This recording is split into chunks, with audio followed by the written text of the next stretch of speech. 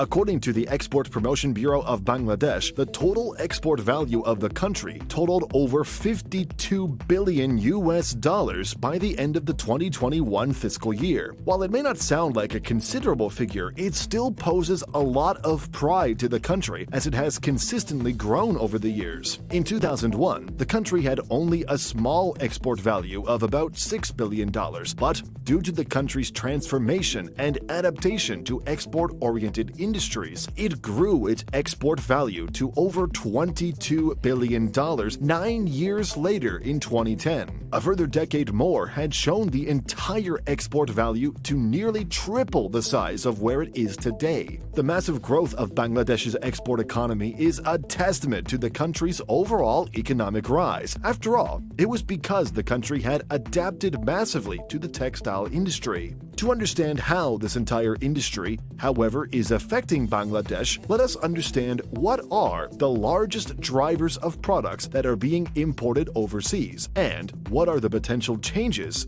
in the coming future. Bangladesh's export industry is dominated by two key categories. The first is known as the ready-made garments industry, or RGM for short. This industry alone contributed over $35.8 billion of export earnings in 2021, meaning the RGM industry is the single largest contributor to Bangladesh's impact on the world. It is, after all, simply known that Bangladesh has emerged to become the second largest manufacturer of apparel around the world, and the contribution of apparel manufacturing has not only proven to be extremely beneficial, but rather it is still even growing every year. Furthermore, RGM exports have become so crucial to Bangladesh that it has become one of its largest economic drivers for the past 2 decades. Its share of the entire growth story of exports from Bangladesh was also astronomical. In 1993, RGM exports had only accounted for $1.5 billion, whereas non-RGM exports, which are the likes of agriculture or raw materials, had contributed $978 billion. But 3 decades later, RGM exports had grown from a measly $1.5 billion to over $35.8 billion, whereas non-RGM exports had only grown from $978 million to over $7.3 billion. That is not to say, however, that non-RGM does not hold any value to the country. The role of non-RGM in the future is massively necessary, especially as the world today is taking a revolutionary step led by technology. But we will get back to non-RGM and its future prospects. For now, let us first know what the products are underneath the entire non-RGM categories. The non-RGM exports of Bangladesh are simply the exports of Bangladesh that are not related to its RGM category. The largest of non-RGM products come from its agriculture industry, pharmaceutical, and chemical products. These three are vitally important as much as its RGM sector. The agriculture industry contributed more than $1 billion, and if we add up its frozen and live fish exports, which can be concluded under the food umbrella, it adds up to over $477 million.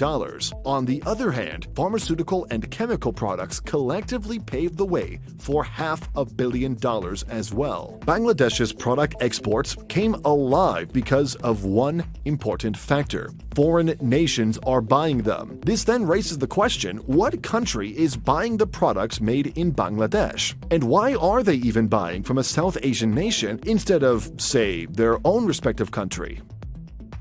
Well, the largest purchasers of products made in Bangladesh, composed of these two categories, RGM and non-RGM, hail not even from its neighboring blocs. Most of the largest buyers of products made in Bangladesh are sent all the way to European nations. The EU alone imported more than 45% of the total exports of Bangladesh. This is because the EU is famous for its clothing industry, and people are often known for lavish spending. But the most basic basic concept may be because the EU and Bangladesh have successfully established many partnerships, where, for example, the well-known German company Adidas is one of the largest buyers of garments and textile products from Bangladesh. Following the EU, on the other hand, are the likes of the American region, importing about 22% of the total exports, and the third largest comes from the Asian continent at only 11%. One of the reasons why Asia, despite its enormous population and demand for clothing imports, are only a small portion of Bangladesh's textile industry is because Asian nations are often known for being top textile manufacturers. This brings us to the reason why European nations and others import textiles and garments from Bangladesh. You see, labor is very cheap in Bangladesh, and the RGM manufacturing industry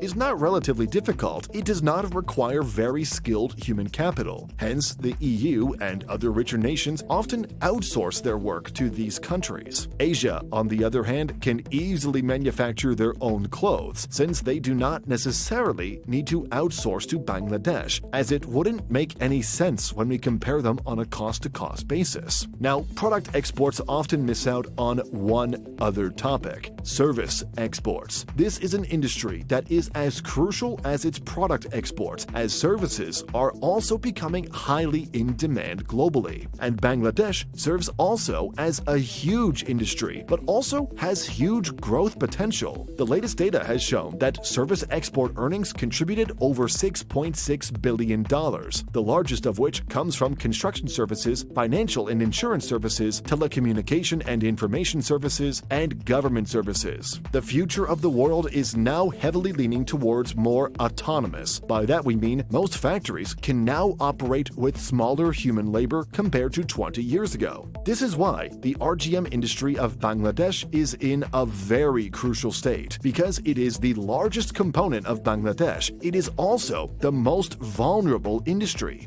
The risks are a lot, and being too reliant on just one particular industry is going to hurt if technology continues to be adopted. The world has what it today calls the Fourth Industrial Revolution, which is simply making technology more advanced and more accessible than ever. This means that if one day technology becomes cheaper than outsourcing it to Bangladesh, many countries would, of course, focus on manufacturing their own clothes on their own land.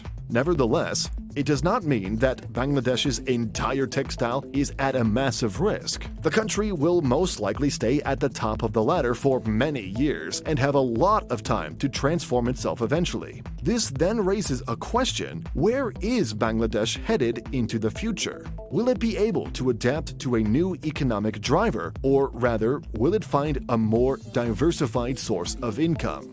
What we can easily see is that Bangladesh needs to become very close to countries such as China and India. The Chinese and Indian role in Bangladesh is very necessary for helping the country's future. For example, China can easily help improve the entire manufacturing industry of Bangladesh, since China is already known as the factory of the world. On the other hand, Bangladesh also has a huge information technology outsourcing potential led by its massive population. This means that it can also adapt and learn from India. In fact, it is even possible that in the near future, Indian and Bangladesh companies, along with Chinese companies, would most likely sign a partnership agreement to enable these components to flourish. Since Bangladesh's labor cost is still lower, and if these two Asian nations eventually hit a growth limit, they would more than likely outsource some of their work to Bangladesh. However, being able to independently transform its own industry towards more high-valued industries is still very difficult, especially in Bangladesh's case, where education is still a big problem.